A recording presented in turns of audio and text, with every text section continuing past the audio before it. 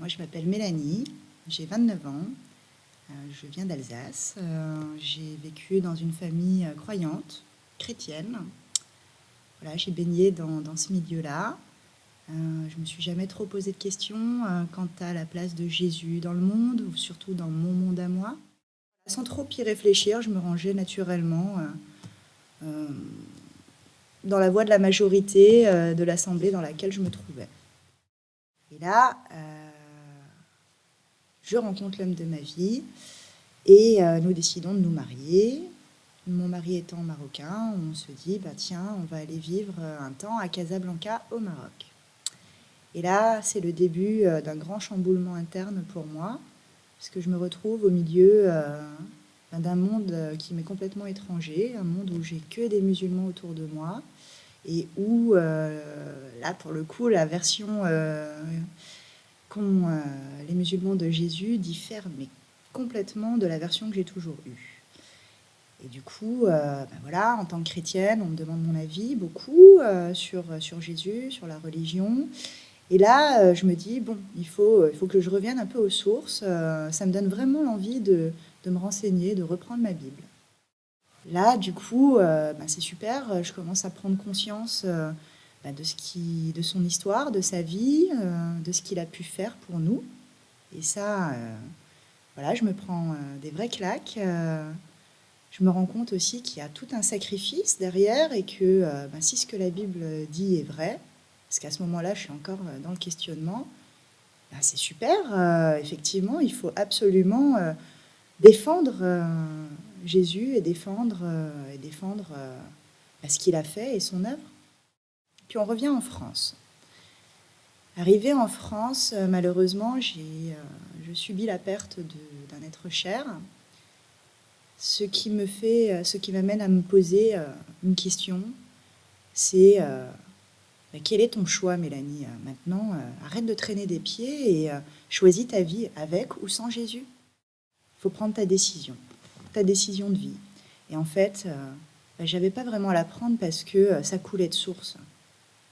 M'être retrouvée comme ça, finalement, je pense que j'avais besoin de ce cheminement de vie pour m'amener à vraiment m'intéresser à Jésus et à comprendre qui il pouvait être pour moi et dans mon monde. Et c'est à ce moment-là que j'ai compris que ben, je voulais le suivre, lui et personne d'autre. Ça a tout changé parce que ouais, j'ai un goût de vivre qui est autre. En fait, j'ai trouvé un but.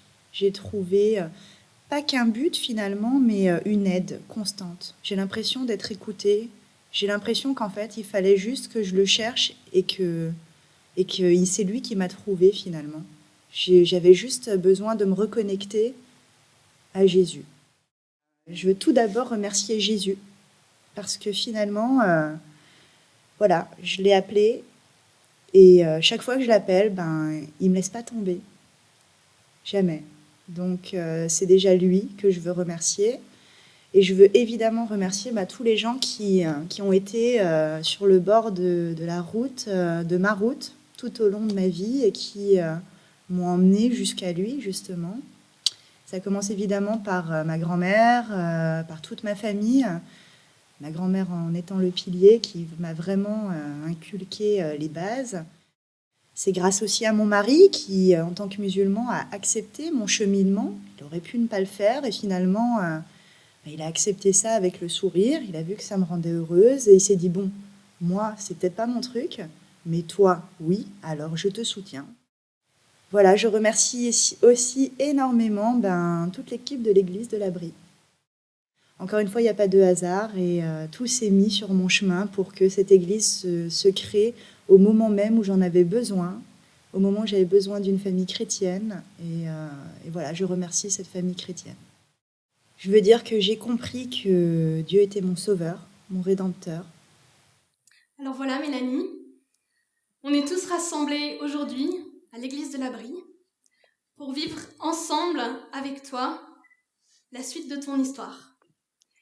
Et on a vu dans la vidéo quelques morceaux choisis, on a entendu quelques morceaux choisis, on a dû couper un petit peu parce qu'il y avait beaucoup de choses à dire et beaucoup de choses à partager. Mais en tout cas, on a bien compris et on a bien entendu que Jésus-Christ a changé le cours de ton histoire, que Jésus-Christ a changé le cours de ta vie et que tu veux le suivre. Alors je vais encore te poser la question.